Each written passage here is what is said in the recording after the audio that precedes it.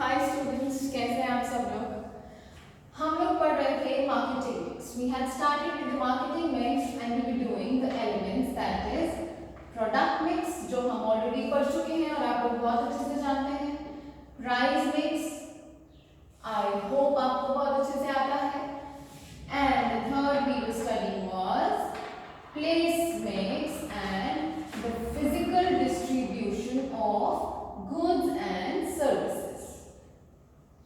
So what are we going? अच्छा, चौथा unit कौन सा है आप लोगों को याद होगा, हमने 4 P's का थ्योरी पढ़ा था, that is promotion mix, जो हम पढ़ चुके हैं और जो पढ़ने वाले हैं वो मैंने थोड़ा छोटा फॉन्ट में लिख दिया है, और जो हम आज पढ़ रहे हैं that is the highlighted topic of the day, place mix and physical distribution.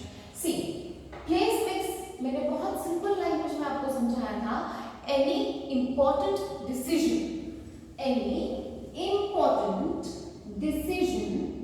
related to किससे related? The physical distribution of goods and services is known as place mix. ऐसा कोई भी decision जो हमारे goods and services की distribution से related है, उसके बांटने से related है, ऐसा कोई भी डिसीजन को हम बोलते हैं प्लेस मिक्स, राइट। सो हम आज क्या पढ़ने वाले हैं कि हम फिजिकल डिस्ट्रीब्यूशन में क्या करते हैं, how do we distribute. See, number 1 we have to place the order processing. क्या आप Amazon से सिर्फ सोचने भर से ही ऑर्डर मिल जाता है? नहीं ना, ऑर्डर प्लेस करना पड़ता है, ठीक है। तो प्लेसिंग एन ऑर्डर और आपके ऑर्डर प्लेस करने के बाद जो वो स्टेप्स इन्वॉल्व होते हैं, जो वो अपना प्रोसेस स्टार्ट करते हैं आप तक ऑर्डर पहुंचाने का, उसको हम बोलते हैं ऑर्डर प्रोसेसिंग। तो इसका मतलब हो गया the time and steps involve, the time and steps involve किस चीज में? From placing an order, from placing an order to delivery. आपके ऑर्डर प्लेस करने से लेके आप तक प्रोडक्ट पहुंचने के जितने टाइम और स्टेप्स इन्वॉल्व है वो सब हम पढ़ते हैं ऑर्डर प्रोसेसिंग के अंदर, वो सब हम कैरेक्टराइज करते हैं ऑर्डर प्रोसेसिंग के अंदर। देखिए, अगर आपको ये पता चल जाए कि मेरा जो भी फेवरेट प्रोडक्ट है वो मुझे अगले 2 दिन में मिलने वाला है, so you feel super happy. अगर आपको पता चले वो 1 हफ्ते बाद मिलने वाला है तो हैप्पीनेस थोड़ा सा डिले हो जाती है, राइट। तो ये डिपेंड करती है कितना टाइम है आपके पास आपको ऑर्डर पहुंचने में और कौन कौन से स्टेप्स इन्वॉल्व है उसमें। अब आपका ऑर्डर कहाँ पहुंचा, आप कहाँ पहुंचा, आप कहाँ तक आया, आप कैसे मिलेगा, कितने दिन में आ जाएगा, ये सब स्टेप्स हैं which are involved under order processing। तो मेरे को लगता है आपको समझ आ गया होगा ऑर्डर का प्रोसेस, ऑर्डर कंप्लीट होने का प्रोसेस, वो शुरू कहाँ से होता है? From the time of placing an order, और फिनिश कहाँ पे होता है? जब तक कि वो ऑर्डर आपके हाथ में आ नहीं जाता, ठीक है। एक एग्जांपल मैं आपको इसके लिए और देती हूँ। अभी मैं आपको बता ही रही थी, Amazon ले लीजिए, फ्लिपकार्ट ले लीजिए, कोई भी आप ऑनलाइन वेबसाइट ले लीजिए। सबसे पहले आप ऑर्डर प्लेस करने के बाद आपको एक मैसेज रिसीव होता है that you have placed an order। अगला मैसेज आता है that your order has been confirmed, ठीक है। Next message you receive that your order has been packed। अब हमने पैक कर दिया है आपको ऑर्डर। फिर मैसेज आता है that your order has been shipped, हमने वो भेज दिया है। हम लोग तो बैंगलोर में हैं, हमने बैंगलोर से वो ऑर्डर भेज दिया है, आप सिकंदराबाद में रहते हैं तो आप तक वो ऑर्डर इतने दिन में पहुंच जाएगा। तो ये सब स्टेप्स हैं और ये सब स्टेप्स के प्रोसेस को क्या बोलते हैं? Order processing. It is very simple, right. So what is order processing? The steps and time involved between the placing of the order and the delivering of an order, right? Second is transportation. Transportation का क्या मतलब है? Transportation का मतलब है मैं तो north में रहता हूँ, मेरा प्रोडक्ट वहां बनता है, लेकिन मेरा कस्टमर साउथ में है, तो मुझे नॉर्थ से साउथ तक अपने प्रोडक्ट कैसे पहुंचाना है कौन सा ट्रांसपोर्टेशन इन्वॉल्व होगा, मेरा प्रोडक्ट मेरे साउथ के कस्टमर तक पहुंचेगा, राइट, वो होती है मेरी ट्रांसपोर्टेशन। जैसे कि फॉर एग्जांपल आप लोग इसे तो बहुत अच्छे से जानते होंगे, आई होप सभी लोग जानते हैं, it is the favourite one, Maggi. Maggi की प्रोडक्शन अभी तक का जो लास्ट अपडेट था, मैगी की प्रोडक्शन होती है 4 एरियाज में, ठीक है, लेकिन क्या वो 4 एरियाज में अवेलेबल है? No, it is available all over the India, all over the country, it is available everywhere, right. So 4 जगहों पे जहां पे उसकी प्रोडक्शन होती है, वहां से वो पूरा all over the India, all over the world, all over the country, कहीं कहीं कहीं पूरी दुनिया भर में वो मिल जाती है, ठीक है। तो वो दुनिया भर में कैसे पहुंचती है? दुनिया भर में वो पहुंचती है थ्रू ट्रांसपोर्टेशन, राइट।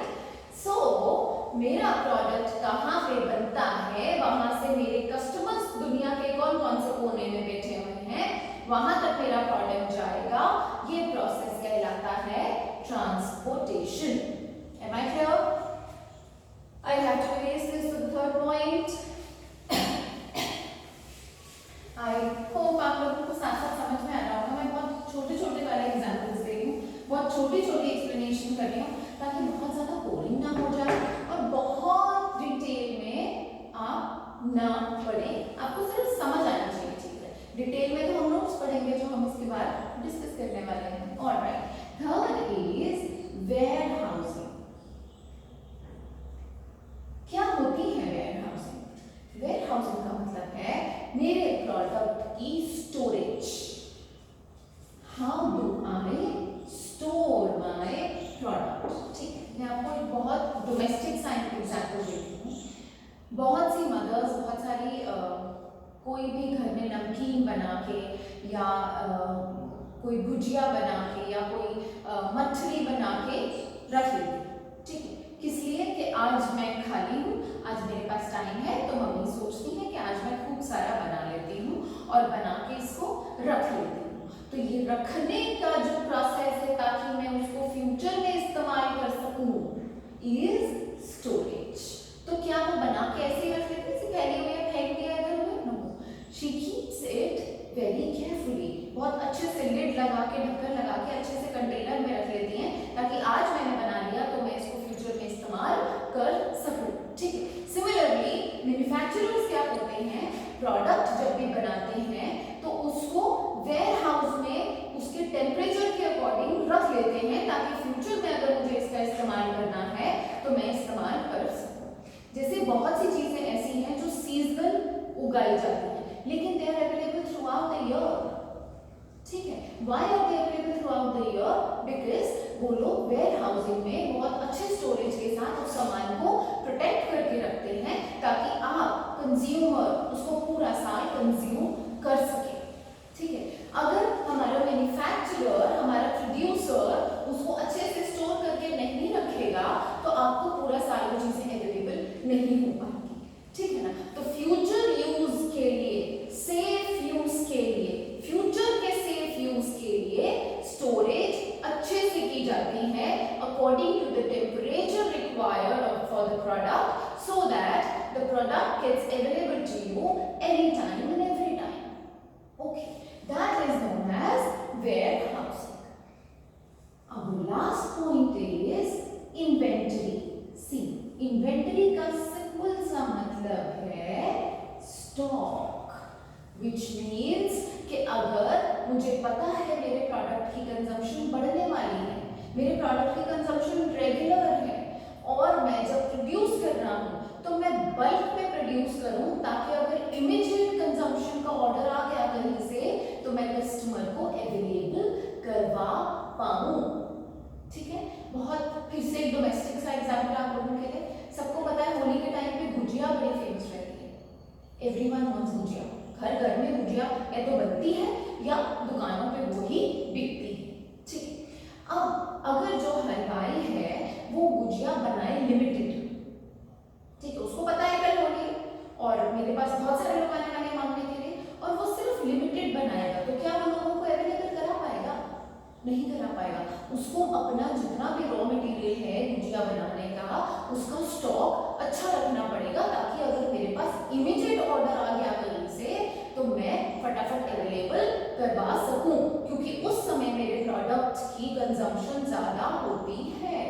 ठीक है, या फिर हम एक नेसेसिटी वाले आइटम लेते हैं, फॉर एग्जांपल टूथपेस्ट।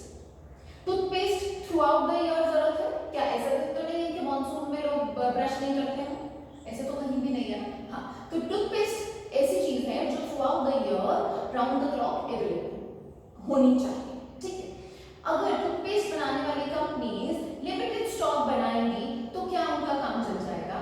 नहीं चलेगा, क्योंकि उन्हें पता है उनका जो प्रोडक्ट है वो नेसेसिटी प्रोडक्ट है, वो through out the year demand किया जाएगा, इसीलिए वो स्टॉक बना के रखती हैं सो दैट कभी भी जरूरत है मेरे कस्टमर को तो मैं एट द इमीडिएट इफेक्ट उसको अवेलेबल करवा सकूं। उसे बोलते हैं इन्वेंटरी। अब मैंने आपको ये चारों चीजें बहुत ही सिंपल तरीके से समझाने की कोशिश तो करी है और उम्मीद करती हूँ कि आपको समझ में भी आए होंगे। Please wait for the notes, मैं नोट्स आपके इसके साथ अटैच कर दूंगी और जो मेरे रेगुलर स्टूडेंट्स हैं उनको तो मैं पर्सनली ही भेज दूंगी। बस आपको क्या करना है, बार बार वीडियो को देखना है और लाइक करना है और उस पर कमेंट्स लिखने हैं।